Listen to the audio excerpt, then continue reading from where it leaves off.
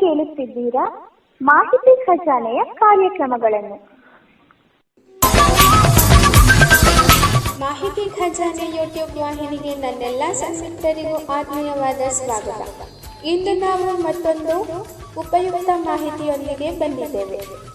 ಈ ವಿಡಿಯೋ ನಿಮಗೇನಾದರೂ ಇಷ್ಟವಾದಲ್ಲಿ ಲೈಕ್, ಶೇರ್, ಕಾಮೆಂಟ್ ಮಾಡಿ ಹಾಗೂ ಇನ್ನು ಹೆಚ್ಚು ಉಪಯುಕ್ತ ಮಾಹಿತಿಯನ್ನು ನಮ್ಮ ಯೂಟ್ಯೂಬ್ ವಾಹಿನಿಯಿಂದ ಏನಾದರೂ ನಿರೀಕ್ಷಿಸುತ್ತಿದ್ದೀರಾ? ನಿರೀಕ್ಷಿಸಿದಲ್ಲಿ ಬೆಲ್ ಐಕಾನ್ ಅನ್ನು ಕ್ಲಿಕ್ ಮಾಡುವುದರ ಮೂಲಕ ಸಬ್ಸ್ಕ್ರೈಬ್ ಆಗಿ.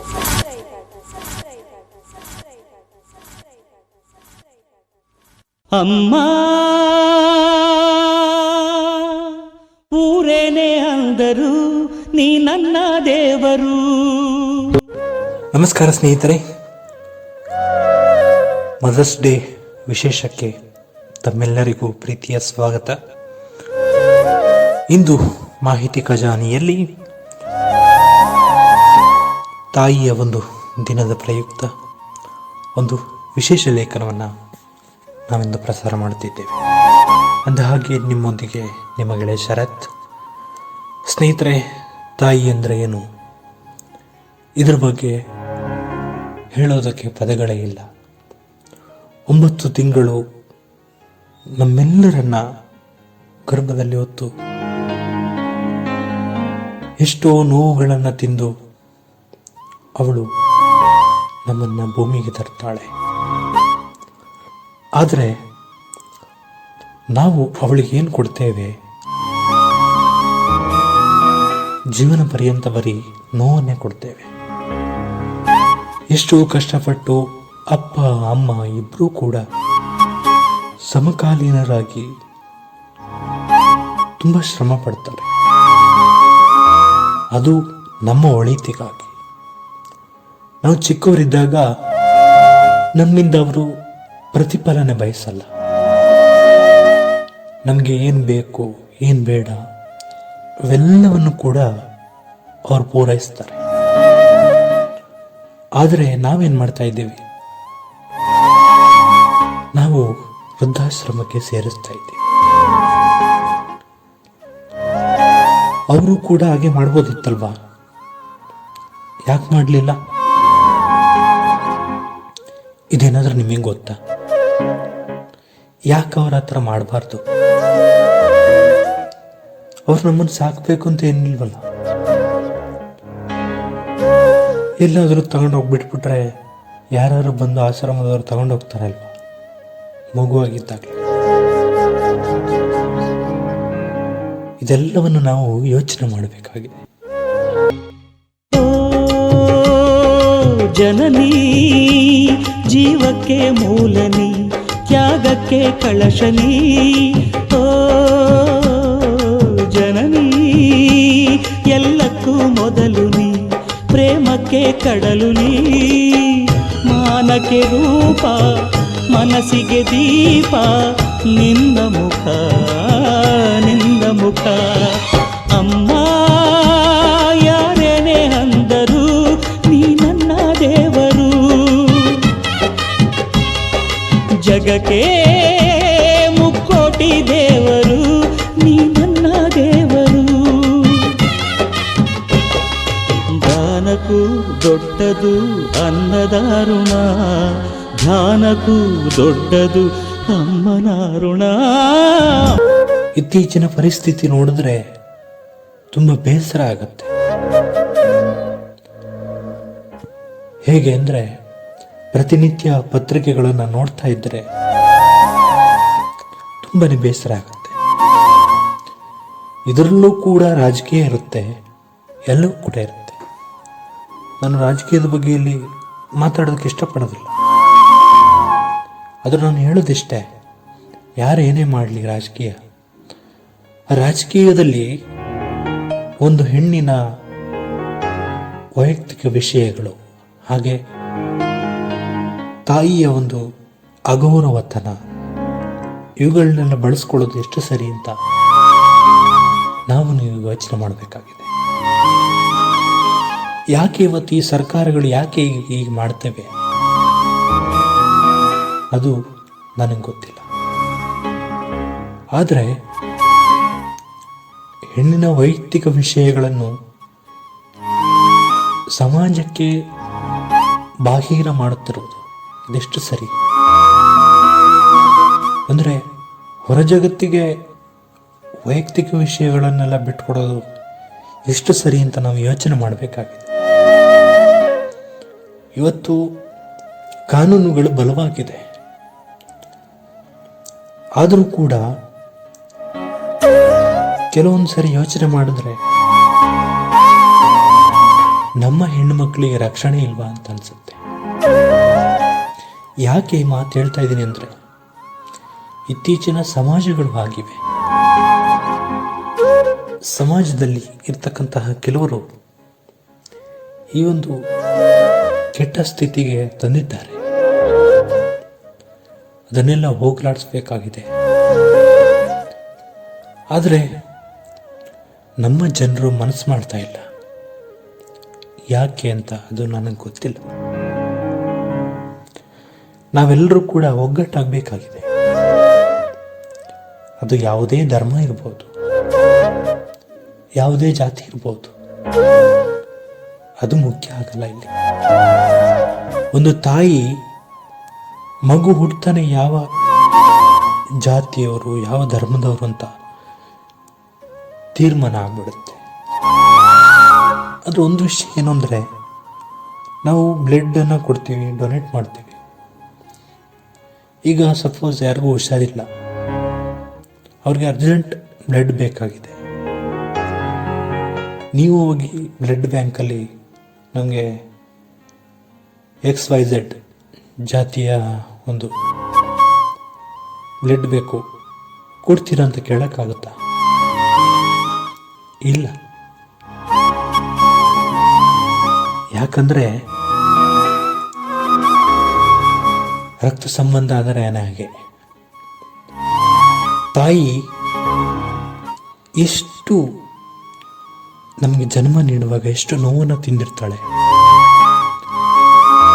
ಅದನ್ನು ನಾವು ಯೋಚನೆ ಮಾಡಬೇಕು. ಇವತ್ತೆಷ್ಟೋ ಜನ ಹೊರದೇಶಕ್ಕೆ ಕೆಲಸಕ್ಕೆ ಹೋಗಿದ್ದಾರೆ, ಹಾಗೆ ತಮ್ಮ ತಮ್ಮ ಜೀವನವನ್ನು ರೂಪಿಸ್ಕೊಂಡಿದ್ದಾರೆ. ಇವತ್ತಿಗೂ ಕೂಡ ಹಿರಿಯ ಜೀವಗಳು ಅಂದರೆ ತಂದೆ ತಾಯಿಗಳನ್ನು ಮಾತನಾಡಿಸುವಂತಹದಷ್ಟು ಸಮಯ ನಮಗೆ ಇಲ್ಲ. ಅದು ಯಾಕೆ ಅಂತ ನನಗಿನ್ನೂ ಗೊತ್ತಾಗಿಲ್ಲ. ಅದಕ್ಕೆ ಉತ್ತರನೂ ನಾವೇ ಕಂಡ್ಕೋಬೇಕಾಗಿದೆ. ನಾವು ಏನೇನೋ ವಿಶ್ಲೇಷಣೆ ಮಾಡ್ಬೋದು, ಆದರೆ ಅವೆಲ್ಲ ಒಂದು ಕಾರಣ ಅಲ್ಲ. ಬನ್ನಿ ಈಗ ಒಂದು ಲೇಖನವನ್ನು ಕೇಳಿಕೊಂಡು ಮತ್ತೆ ಮಾತನ್ನು ಮುಂದುವರಿಸೋಣ. ತಾಯಿಯ ಬಗ್ಗೆ ದೀರ್ಘ ವರದಿ. ತಾಯಿ ಈ ಪದದಲ್ಲಿ ಎಷ್ಟು ಪ್ರೀತಿ, ಎಷ್ಟು ತ್ಯಾಗ, ಎಷ್ಟು ಕಾಳಜಿ ಅಡಗಿದೆ. ಒಬ್ಬ ಮಗುವಿನ ಜೀವನದಲ್ಲಿ ತಾಯಿಯ ಪಾತ್ರ ಅಮೂಲ್ಯವಾದದ್ದು.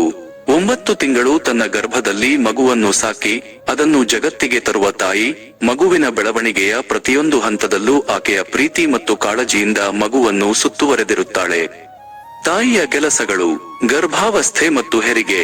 ಒಬ್ಬ ಮಗುವನ್ನು ಗರ್ಭದಲ್ಲಿ 9 ತಿಂಗಳು ಸಾಕಿ ಅದನ್ನು ಜಗತ್ತಿಗೆ ತರುವುದು ಒಂದು ಅದ್ಭುತ ಪ್ರಕ್ರಿಯೆ. ಈ ಸಮಯದಲ್ಲಿ ತಾಯಿ ಅನೇಕ ಕಷ್ಟಗಳನ್ನು ಎದುರಿಸುತ್ತಾಳೆ. ಆದರೆ ತನ್ನ ಮಗುವಿನ ಬಗ್ಗೆ ಯೋಚಿಸಿ ಆಕೆ ಎಲ್ಲವನ್ನೂ ಧೈರ್ಯದಿಂದ ಎದುರಿಸುತ್ತಾಳೆ.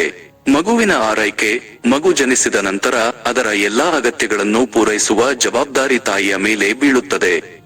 ಮಗುವಿಗೆ ಹಾಲುಣಿಸುವುದು, ಅದನ್ನು ಸ್ನಾನ ಮಾಡಿಸುವುದು, ಬಟ್ಟೆ ಬದಲಾಯಿಸುವುದು, ಅದನ್ನು ನಿದ್ದೆಗೆ ತಳ್ಳುವುದು, ಅದರೊಂದಿಗೆ ಆಟವಾಡುವುದು, ಇವೆಲ್ಲವೂ ತಾಯಿಯ ಕೆಲಸಗಳು.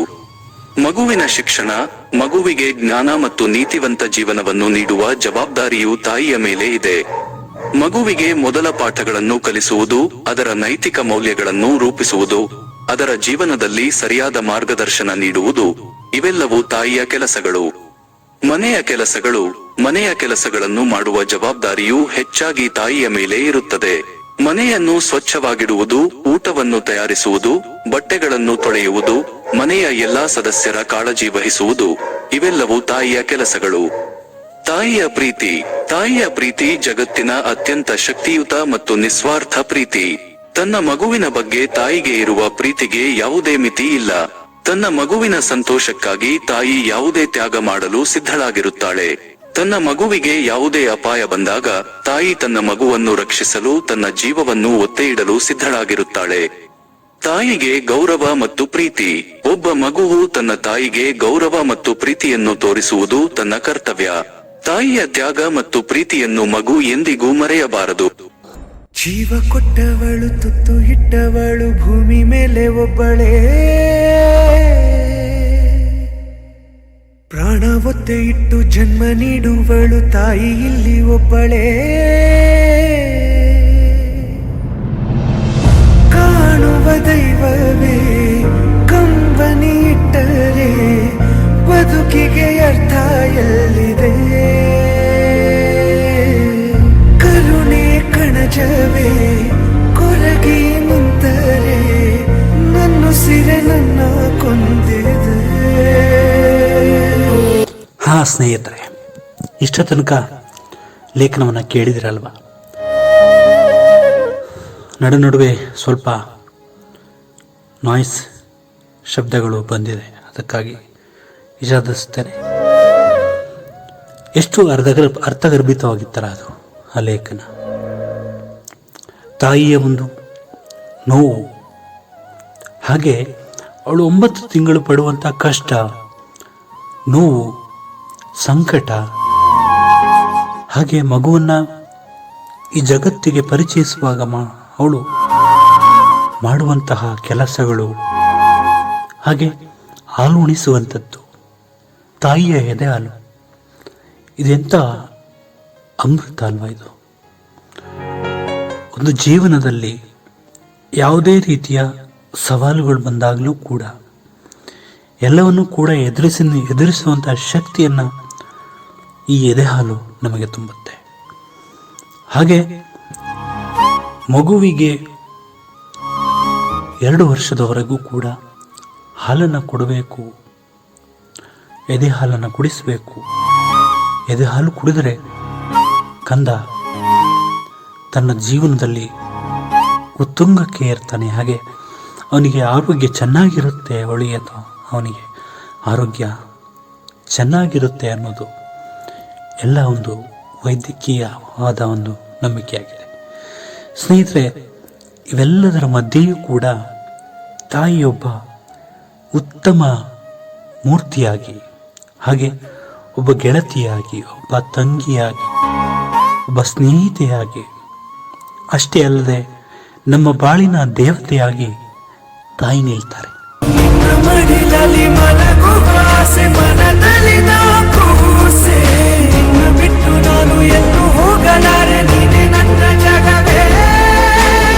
ಕೈಯನ್ನು ಹಿಡಿದು ನೀ ನನ್ನನ್ನು ನಡೆಸಿದೆ, ಕುರುಡನೆ ನಾನು ಹಾದಿಯ ಕಾಣದ ನನ್ನಯ ಪಯಣದಿ ಧ್ರುವ ತಾರೆ ನೀನು. ಈಗ ಮತ್ತೊಂದು ಲೇಖನವನ್ನು ಕೇಳೋಣ. ತಾಯಿಯ ಜೀವನ ಅಂದ್ರೆ ಏನು? ತಾಯಿಯ ಜೀವನ ಹೇಗಿರುತ್ತೆ? ತಾಯಿಯ ಜೀವನದ ಬಗ್ಗೆ ಸಂಪೂರ್ಣ ವರದಿ. ಒಂದು ಹೊಸ ಜೀವನದ ಆಗಮನ. ತಾಯಿಯ ಜೀವನವು ಒಂದು ಹೊಸ ಜೀವನದ ಆಗಮನದೊಂದಿಗೆ ಪ್ರಾರಂಭವಾಗುತ್ತದೆ. ಗರ್ಭಾವಸ್ಥೆಯ 9 ತಿಂಗಳುಗಳು ಒಬ್ಬ ಮಹಿಳೆಯ ಜೀವನದಲ್ಲಿ ಅತ್ಯಂತ ಮಹತ್ವದ ಮತ್ತು ಪರಿವರ್ತನಾತ್ಮಕ ಸಮಯವಾಗಿದೆ. ಈ ಸಮಯದಲ್ಲಿ ತಾಯಿಯ ದೇಹವು ಅದ್ಭುತವಾದ ರೀತಿಯಲ್ಲಿ ಬದಲಾಗುತ್ತದೆ. ಒಂದು ಹೊಸ ಜೀವವನ್ನು ಬೆಳೆಸಲು ಮತ್ತು ಪೋಷಿಸಲು ಸಿದ್ಧವಾಗುತ್ತದೆ. ಗರ್ಭಾವಸ್ಥೆಯು ದೈಹಿಕ ಮತ್ತು ಭಾವನಾತ್ಮಕವಾಗಿ ಕಷ್ಟಕರವಾಗಿರಬಹುದು, ಆದರೆ ಇದು ಅಪಾರ ಸಂತೋಷ ಮತ್ತು ನಿರೀಕ್ಷೆಯ ಸಮಯವಾಗಿದೆ. ಮಗುವಿನ ಆರೈಕೆ. ಮಗು ಜನಿಸಿದ ನಂತರ ತಾಯಿಯ ಜೀವನವು ಸಂಪೂರ್ಣವಾಗಿ ಬದಲಾಗುತ್ತದೆ. ಮಗುವಿನ ಆರೈಕೆಯು ತಾಯಿಯ ಜೀವನದ ಪ್ರಮುಖ ಭಾಗವಾಗುತ್ತದೆ. ಮಗುವಿಗೆ ಹಾಲುಣಿಸುವುದು, ಅದನ್ನು ಸ್ನಾನ ಮಾಡಿಸುವುದು, ಬಟ್ಟೆ ಬದಲಾಯಿಸುವುದು, ಅದನ್ನು ನಿದ್ದೆಗೆ ತಳ್ಳುವುದು, ಅದರೊಂದಿಗೆ ಆಟವಾಡುವುದು, ಇವೆಲ್ಲವೂ ತಾಯಿಯ ಕೆಲಸಗಳು. ಮಗುವು ಬೆಳೆಯುತ್ತಿದ್ದಂತೆ ತಾಯಿಯ ಜವಾಬ್ದಾರಿಗಳು ಸಹ ಬೆಳೆಯುತ್ತವೆ. ಮಗುವಿಗೆ ಶಿಕ್ಷಣ ನೀಡುವುದು, ಅದರ ನೈತಿಕ ಮೌಲ್ಯಗಳನ್ನು ರೂಪಿಸುವುದು, ಅದರ ಜೀವನದಲ್ಲಿ ಸರಿಯಾದ ಮಾರ್ಗದರ್ಶನ ನೀಡುವುದು, ಇವೆಲ್ಲವೂ ತಾಯಿಯ ಕೆಲಸಗಳು. ತ್ಯಾಗ ಮತ್ತು ಸಮರ್ಪಣೆ. ತಾಯಿಯ ಜೀವನವು ತ್ಯಾಗ ಮತ್ತು ಸಮರ್ಪಣೆಯಿಂದ ಕೂಡಿರುತ್ತದೆ. ತನ್ನ ಮಗುವಿನ ಯೋಗಕ್ಷೇಮಕ್ಕಾಗಿ ತಾಯಿ ತನ್ನ ಸ್ವಂತ ಅಗತ್ಯಗಳು ಮತ್ತು ಆಸೆಗಳನ್ನು ಹಿಂದಿನ ಸ್ಥಾನಕ್ಕೆ ತಳ್ಳಬೇಕಾಗಬಹುದು. ತನ್ನ ಮಗುವಿಗೆ ಉತ್ತಮ ಜೀವನವನ್ನು ನೀಡಲು ತಾಯಿ ಶ್ರಮಿಸುತ್ತಾಳೆ ಮತ್ತು ಅದಕ್ಕಾಗಿ ಅವಳು ಯಾವುದೇ ತ್ಯಾಗ ಮಾಡಲು ಸಿದ್ಧಳಾಗಿರುತ್ತಾಳೆ. ಪ್ರೀತಿ ಮತ್ತು ಬೆಂಬಲ. ತಾಯಿಯು ತನ್ನ ಮಗುವಿಗೆ ಪ್ರೀತಿ ಮತ್ತು ಬೆಂಬಲದ ಅಮೂಲ್ಯವಾದ ಮೂಲವಾಗಿದೆ. ಮಗು ಜೀವನದ ಏಳುಬೀಳುಗಳನ್ನು ಎದುರಿಸುತ್ತಿರುವಾಗ ತಾಯಿಯು ಯಾವಾಗಲೂ ಅದರ ಪಕ್ಕದಲ್ಲಿರುತ್ತಾಳೆ. ತನ್ನ ಮಗುವಿಗೆ ಸ್ಫೂರ್ತಿ ಮತ್ತು ಮಾದರಿಯಾಗಲು ತಾಯಿ ಪ್ರಯತ್ನಿಸುತ್ತಾಳೆ. ಸವಾಲುಗಳು ಮತ್ತು ಸಂತೋಷಗಳು. ತಾಯಿಯ ಜೀವನವು ಸವಾಲುಗಳು ಮತ್ತು ಸಂತೋಷಗಳಿಂದ ತುಂಬಿರುತ್ತದೆ. ಮಗುವನ್ನು ಬೆಳೆಸುವುದು ಒಂದು ಕಷ್ಟಕರವಾದ ಕೆಲಸವಾಗಿದೆ ಮತ್ತು ತಾಯಿಯರು ಹಲವಾರು ಸವಾಲುಗಳನ್ನು ಎದುರಿಸಬೇಕಾಗಬಹುದು. ಆದರೆ ಮಗುವಿನೊಂದಿಗೆ ಕಳೆಯುವ ಪ್ರತಿಯೊಂದು ಕ್ಷಣವೂ ತಾಯಿಗೆ ಅಪಾರ ಸಂತೋಷವನ್ನು ನೀಡುತ್ತದೆ. ಅಮ್ಮ ನನ್ನಿ ಜನುಮ ನಿನ್ನ ವರದಾನವಮ್ಮ. ಅಮ್ಮ ನಿನಗ್ಯಾರು ಸಮ, ನನ್ನ ಜಗ ನೀನೇ ಅಮ್ಮ. ನಿನ್ನ ಆಲಾಲಿ ಪದ ನನ್ನ ಒಳಗೆ ಸದಾ ನಿಲದೆ ಮಿಡಿದಿದೆ ಅಮ್ಮ. ಗುಡಿಯ ಹಂಗಿರದ ಕೀರ್ತನೆ ಬೇಗಿರದ ನಡೆವ ದೈವವೇ ಅಮ್ಮ. ಅಮ್ಮ ನನ್ನೀ ಜನುಮ ನಿನ್ನ ವರದಾನವಮ್ಮ. ಅಮ್ಮ. ಇದುವರೆಗೆ ನೀವು ಕೇಳಿದಂತಹ ಲೇಖನದಲ್ಲಿ ಒಂದು ಅದ್ಭುತವಾದ ತಾಯಿಯ ಜೀವನದ ಬಗ್ಗೆ ಹೇಳಿದ್ದಾರೆ. ಸ್ನೇಹಿತರೆ, ನಮ್ಮ ಜೀವನವೂ ಅಷ್ಟೇ. ನಾವು ಮಗುವಾಗಿದ್ದಾಗ ಏನೋ ಒಂದು ರೀತಿಯ ಖುಷಿ, ಸಂತೋಷ, ಹಾಗೆ ಶುಭ ಇವೆಲ್ಲವೂ ಕೂಡ ಒಂದು ರೀತಿಯ ಭಾವನಾತ್ಮಕ ಸಂಬಂಧಗಳನ್ನು ಬೆಸೆಯುವಂತಹ ಒಂದು ಸಂದೇಶವಾಗಿರುತ್ತದೆ. ಒಬ್ಬ ತಾಯಿ ತನ್ನ ಜೀವನವನ್ನು ಈ ರೀತಿಯಾಗಿ ಕಳೆಯುವುದು, ಈ ಮೇಲೆ ಹೇಳಿದಂತಹ ಎಲ್ಲ ಅಂಶಗಳು ಕೂಡ ನಮ್ಮ ತಾಯಿ ನಮ್ಮನ್ನು ಸಾಕುವಾಗ ನೀಡಿದಂತಹ ಒಂದು ಉಪಚಾರ. ಹಾಗೆ ಆಕೆಯ ಎಲ್ಲ ಆಸೆಗಳನ್ನು ಬದಿಗೊತ್ತಿ ಮಗುವಿಗೋಸ್ಕರ ಇಷ್ಟೊಂದು ನೋವುಗಳನ್ನೆಲ್ಲ ಸಹಿಸಿ, ಅಷ್ಟೇ ಅಲ್ಲದೆ ಶಿಕ್ಷಣದ ವಿಷಯದಲ್ಲಿ ಶಿಕ್ಷಣವನ್ನು ಹೇಗೆ ಕೊಡಿಸಬೇಕು, ಎಷ್ಟು ಮೌಲ್ಯವನ್ನು ಕಲಿಸಬೇಕು. ಅಂದರೆ ಮಗು ತಾನು ಹುಟ್ಟಲೇ ಯಾವ ಒಂದು ಮೌಲ್ಯದಲ್ಲಿ ಶಿಕ್ಷಣವನ್ನು ಕಲಿಸಬೇಕು, ಹೇಗೆ ಕಲಿಸಬೇಕು, ಇವೆಲ್ಲವನ್ನು ಕೂಡ ಒಳಗೊಂಡಿರುತ್ತೆ.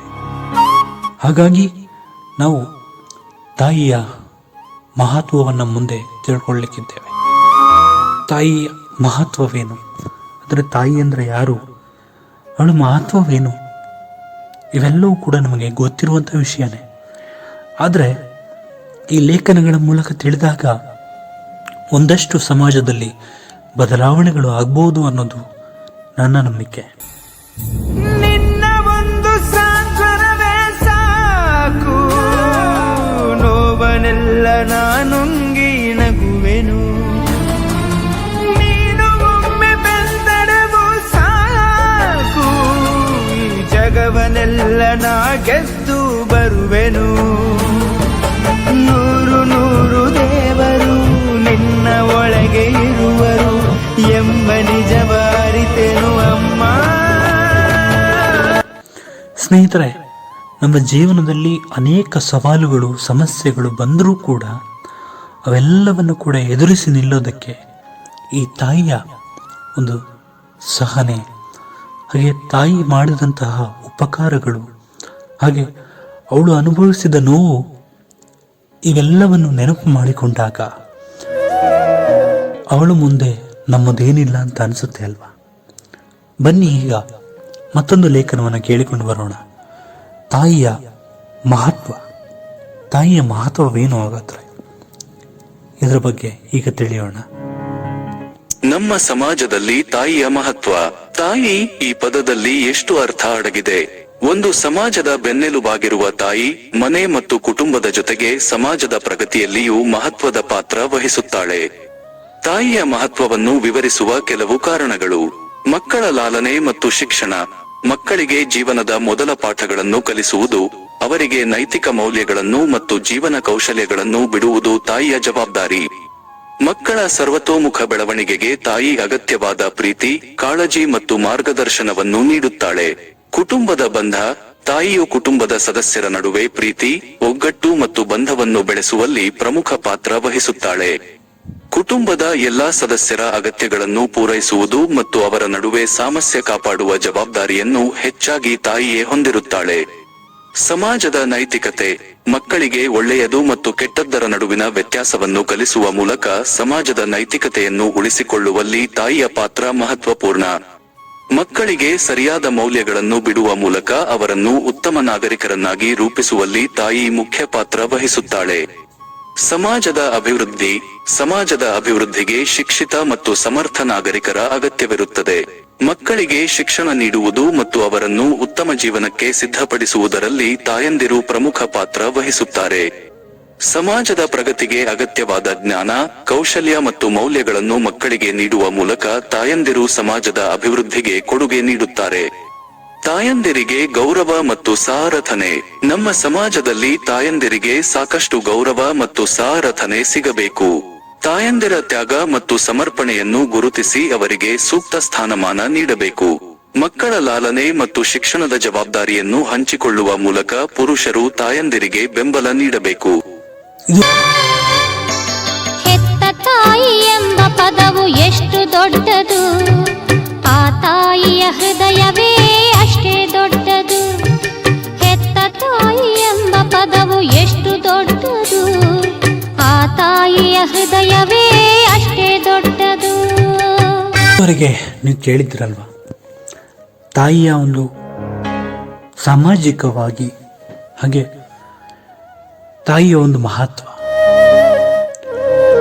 ಕೆಲವರಿಗೆ ತಾಯಿನೇ ಇರುವುದಿಲ್ಲ, ಅಂಥವರು ಕೂಡ ಉತ್ತಮ ಸಂಸ್ಕೃತಿಯಲ್ಲೇ ಬೆಳೀತಾರೆ, ಇಲ್ಲ ಅಂತಲ್ಲ. ಆದರೆ ಕೆಲವರು ತಮ್ಮ ಸಣ್ಣ ವಯಸ್ಸಿನಲ್ಲಿಯೇ ತಾಯಿಯನ್ನು ಕಳೆದುಕೊಂಡಿರ್ತಾರೆ. ಅಂಥ ಸಂದರ್ಭದಲ್ಲಿ ಅವರಿಗಾಗುವ ನೋವು ಎಂಥದ್ದು, ಅದನ್ನು ನಾವು ವರ್ಣಿಸೋದಕ್ಕೆ ಸಾಧ್ಯನೇ ಇಲ್ಲ. ಇವತ್ತು ನಾವು ಎಷ್ಟೋ ಜನ ತಾಯಂದಿರ ದಿನ ಅಂತ ಒಂದು ದಿನವನ್ನು ಆಚರಣೆ ಮಾಡಿ ಬಿಡ್ತೇವೆ. ಆದರೆ ಕೆಲವರು ತಾಯಿನೇ ನೋಡಿಲ್ಲ. ಅವರೇನು ಮಾಡಬೇಕು? ಈ ಆಚರಣೆಯಲ್ಲಿ ಅವರು ಕೂಡ ಭಾಗಿಯಾಗಬೇಕಾ?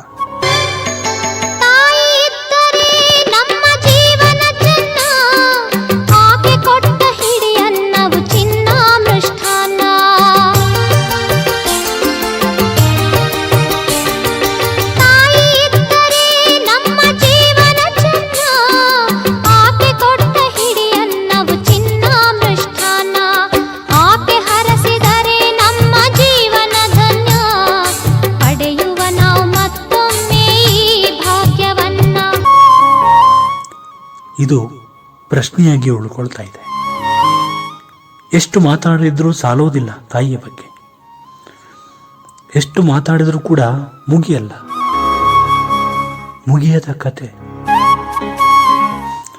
ತಾಯಿ ಸಾಮಾಜಿಕವಾಗಿ ಅವ್ರ ಮಕ್ಕಳು ಏನೇ ಸಮಸ್ಯೆಗಳಲ್ಲಿ ಸಿಗಾಕೊಂಡ್ರೂ ಕೂಡ, ಏನೇ ತಪ್ಪು ಮಾಡಿದ್ರೂ ಕೂಡ ತಾಯಿ ಉತ್ತಮ ಸಂಸ್ಕೃತಿಯನ್ನು ಕಲಿಸಿಲ್ಲ ಅನ್ನೋದು ಬರೋದೇ ಹೊರತು ಬೇರೇನೂ ಬರೋದಿಲ್ಲ. ಹಾಗಾಗಿ ನಾವುಗಳು ಉತ್ತಮ ಸಂಸ್ಕೃತಿಯನ್ನು ಕಲಿಸ್ಕೊಂಡಿದ್ದೇವೆ. ಈ ಸಂಸ್ಕೃತಿಯನ್ನು ಉಳಿಸ್ಕೊಳ್ಳುವತ್ತ ನಾವೆಲ್ಲ ಗಮನ ಹರಿಸಬೇಕಾಗಿದೆ. ನಮ್ಮಲ್ಲಿ ಹಣ, ಆಸ್ತಿ, ಅಂತಸ್ತು ಏನೇ ಇರಬಹುದು, ಅದೇನೇ ಇದ್ರೂ ಕೂಡ ಸಮಾಜ ಅನ್ನೋದು ಇದೆ. ನಾವೇನು ಕೆಲಸ ಮಾಡಿದ್ರೂ ಕೂಡ ನಡೆದೋಗುತ್ತೆ ಅಂತ ಹೇಳುವಾಗಿಲ್ಲ. ಅದು ನಮಗೆ ನಡೆದೋಗುತ್ತೆ. ಆದರೆ ತಾಯಿಯ ಮನಸ್ಸಿಗೆ ಎಷ್ಟು ನೋವಾಗಿರಬಹುದು. ಈಗ ನೀವು ಮುಂದೆ ತಾಯಿ ಮತ್ತೆ ಮಗುವಿನ ಸಂಬಂಧದ ಬಗ್ಗೆ ಒಂದು ಲೇಖನವನ್ನು ಕೇಳಲಿಕ್ಕಿದ್ದೀರಿ. ಸ್ನೇಹಿತರೆ, ತಾಯಿಯ ದಿನ ಒಂದು ದಿನಕ್ಕೆ ಮಾತ್ರ ಸೀಮಿತವಾಗದಿರಲಿ. ಎಷ್ಟೋ ಜನ ತಂದೆ ತಾಯಿಗಳನ್ನೇ ನೋಡಿಲ್ಲ. ಅವರಿಗೆಲ್ಲರಿಗೂ ಕೂಡ ನಾನು ಕ್ಷಮೆ ಯಾಚಿಸುತ್ತೇನೆ. ಯಾಕೆಂದರೆ ಅವರು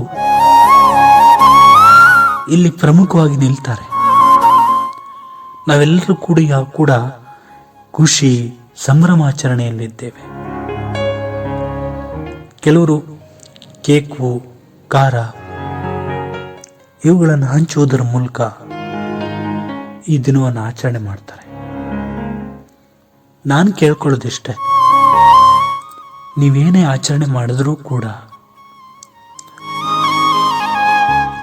ಒಂದು ಅನಾಥಾಶ್ರಮಕ್ಕೆ ಭೇಟಿ ನೀಡಿ. ಹಾಗೆ ಅಲ್ಲಿಯ ಎಷ್ಟೋ ಜನ ತಂದೆ ತಾಯಿ ಇಲ್ಲದೆ ಇರುವಂಥ ಮಕ್ಕಳು ಇರ್ತಾರೆ. ಅಂಥವರಿಗೆ ನಿಮ್ಮ ಕೈಯಲ್ಲಾದಂತಹ ನೆರವನ್ನು ನೀಡಿ. ಅದು ನಿಜವಾದ ಒಂದು ತಾಯಂದ್ರ ದಿನಾಚರಣೆ ಆಗುತ್ತೆ. ನಾವು ಕೇಕು ಖಾರ ಕಟ್ ಮಾಡಿ ಖಾರ ತಿಂದು ಇವತ್ತು ಕೈ ತೊಳೆದು ಸುಮ್ಮನೆ ಹಿಡಿದು ಬಿಡ್ತೇವೆ. ಅದರ ಬದಲು ನಾನು ಹೀಗೆ ಹೇಳಿದ್ನಲ್ಲ, ಈ ಕೆಲಸ ಮಾಡಿ. ಎಷ್ಟೋ ಜನ ಆ ಪ್ರೀತಿಗೋಸ್ಕರ ಕಾಯ್ತಾ ಇರ್ತಾರೆ. ನೀವು ಕೊಡುವಂತಹ ತಿನಿಸುಗಳು ಅಥವಾ ನೀವು ಮಾಡುವಂತಹ ಉಪಕಾರಗಳು ಅವರ ಒಂದು ಜೀವನವನ್ನು ಬದಲಾಯಿಸಬಹುದು. ಎಷ್ಟೋ ಜನರಿಗೆ ನೀವು ಮಾಡುವ ಕೆಲಸ ಸ್ಫೂರ್ತಿಯಾಗಬಹುದು. ಬನ್ನಿ ಈಗ ತಾಯಿ ಮತ್ತು ಮಗುವಿನ ಸಂಬಂಧದ ಬಗ್ಗೆ ತಿಳಿಯುವ ಪ್ರಯತ್ನ ಮಾಡೋಣ. ತಾಯಿ ಮತ್ತು ಮಗುವಿನ ನಡುವಿನ ಸಂಬಂಧ ಒಂದು ಸಂಪೂರ್ಣ ವರದಿ. ತಾಯಿ ಮತ್ತು ಮಗುವಿನ ನಡುವಿನ ಸಂಬಂಧವು ಜಗತ್ತಿನ ಅತ್ಯಂತ ವಿಶೇಷ ಮತ್ತು ಅಮೂಲ್ಯವಾದ ಸಂಬಂಧಗಳಲ್ಲಿ ಒಂದಾಗಿದೆ. ಈ ಬಂಧವು ಜೀವನದ ಆರಂಭದಿಂದಲೂ ಪ್ರಾರಂಭವಾಗುತ್ತದೆ ಮತ್ತು ಜೀವಮಾನವಿಡೀ ಉಳಿಯುತ್ತದೆ. ಈ ಬಂಧವು ಪ್ರೀತಿ, ಕಾಳಜಿ, ತ್ಯಾಗ, ಭದ್ರತೆ ಮತ್ತು ಬೆಂಬಲದಿಂದ ಕೂಡಿರುತ್ತದೆ. ಗರ್ಭಾವಸ್ಥೆ ಮತ್ತು ಜನನ. ಗರ್ಭಾವಸ್ಥೆಯಿಂದಲೇ ತಾಯಿ ಮತ್ತು ಮಗುವಿನ ನಡುವಿನ ಬಂಧವು ರೂಪುಗೊಳ್ಳಲು ಪ್ರಾರಂಭವಾಗುತ್ತದೆ. ಗರ್ಭದಲ್ಲಿರುವಾಗಲೇ ಮಗು ತಾಯಿಯ ಹೃದಯ ಬಡಿತ, ಧ್ವನಿ ಮತ್ತು ಸ್ಪರ್ಶವನ್ನು ಗ್ರಹಿಸಲು ಪ್ರಾರಂಭಿಸುತ್ತದೆ. ಹೆರಿಗೆಯ ನಂತರ ತಾಯಿಯು ಮಗುವನ್ನು ಮೊದಲ ಬಾರಿಗೆ ತನ್ನ ತೋಳುಗಳಲ್ಲಿ ಹಿಡಿದುಕೊಳ್ಳುವಾಗ ಅವರ ನಡುವಿನ ಬಂಧವು ಇನ್ನಷ್ಟು ಬಲಗೊಳ್ಳುತ್ತದೆ. ಹಾಲುಣಿಸುವಿಕೆ ಮತ್ತು ಬಂಧ. ಹಾಲುಣಿಸುವಿಕೆಯು ತಾಯಿ ಮತ್ತು ಮಗುವಿನ ನಡುವಿನ ಬಂಧವನ್ನು ಬಲಪಡಿಸುವ ಒಂದು ಅದ್ಭುತ ಪ್ರಕ್ರಿಯೆಯಾಗಿದೆ. ಹಾಲುಣಿಸುವಾಗ ತಾಯಿ ಮತ್ತು ಮಗುವಿನ ನಡುವೆ ಚರ್ಮದಿಂದ ಚರ್ಮಕ್ಕೆ ಸಂಪರ್ಕ ಉಂಟಾಗುತ್ತದೆ. ಇದು ಹಾರ್ಮೋನುಗಳ ಬಿಡುಗಡೆಯನ್ನು ಉತ್ತೇಜಿಸುತ್ತದೆ ಮತ್ತು ಅವರ ನಡುವಿನ ಪ್ರೀತಿ ಮತ್ತು ಭದ್ರತೆಯ ಭಾವನೆಯನ್ನು ಹೆಚ್ಚಿಸುತ್ತದೆ. ಮಗುವಿನ ಬೆಳವಣಿಗೆ ಮತ್ತು ತಾಯಿಯ ಪಾತ್ರ. ಮಗು ಬೆಳೆಯುತ್ತಿದ್ದಂತೆ ತಾಯಿಯು ಅದರ ಪ್ರಾಥಮಿಕ ಆರೈಕೆದಾರರಾಗಿ ಉಳಿಯುತ್ತಾಳೆ. ಮಗುವಿಗೆ ಅಗತ್ಯವಾದ ಎಲ್ಲಾ ಕಾಳಜಿ ಮತ್ತು ಪ್ರೀತಿಯನ್ನು ನೀಡುವ ಜವಾಬ್ದಾರಿಯನ್ನು ತಾಯಿ ಹೊಂದಿರುತ್ತಾಳೆ. ಮಗುವಿಗೆ ಆಹಾರ ನೀಡುವುದು, ಅದನ್ನು ಸ್ನಾನ ಮಾಡಿಸುವುದು, ಬಟ್ಟೆ ಬದಲಾಯಿಸುವುದು, ನಿದ್ದೆಗೆ ತಳ್ಳುವುದು, ಅದರೊಂದಿಗೆ ಆಟವಾಡುವುದು ಇವೆಲ್ಲವೂ ತಾಯಿಯ ಕೆಲಸಗಳು. ಮಗುವಿಗೆ ಜೀವನದ ಮೊದಲ ಪಾಠಗಳನ್ನು ಕಲಿಸುವುದು, ಅದರ ನೈತಿಕ ಮೌಲ್ಯಗಳನ್ನು ರೂಪಿಸುವುದು, ಅದರ ಜೀವನದಲ್ಲಿ ಸರಿಯಾದ ಮಾರ್ಗದರ್ಶನ ನೀಡುವುದು ಇವೆಲ್ಲವೂ ತಾಯಿಯ ಕೆಲಸಗಳು. ತಾಯಿಯ ಪ್ರೀತಿ ಮತ್ತು ತ್ಯಾಗ. ತಾಯಿಯ ಪ್ರೀತಿ ಜಗತ್ತಿನ ಅತ್ಯಂತ ಶಕ್ತಿಯುತ ಮತ್ತು ನಿಸ್ವಾರ್ಥ ಪ್ರೀತಿ. ತನ್ನ ಮಗುವಿನ ಬಗ್ಗೆ ತಾಯಿಗೆ ಇರುವ ಪ್ರೀತಿಗೆ ಯಾವುದೇ ಮಿತಿ ಇಲ್ಲ. ತನ್ನ ಮಗುವಿನ ಸಂತೋಷಕ್ಕಾಗಿ ತಾಯಿ ಯಾವುದೇ ತ್ಯಾಗ ಮಾಡಲು ಸಿದ್ಧಳಾಗಿರುತ್ತಾಳೆ. ತನ್ನ ಮಗುವಿಗೆ ಯಾವುದೇ ಅಪಾಯ ಬಂದಾಗ ತಾಯಿ ತನ್ನ ಮಗುವನ್ನು ರಕ್ಷಿಸಲು ತನ್ನ ಜೀವವನ್ನು ಒತ್ತೆ ಇಡಲು ಸಿದ್ಧಳಾಗಿರುತ್ತಾಳೆ.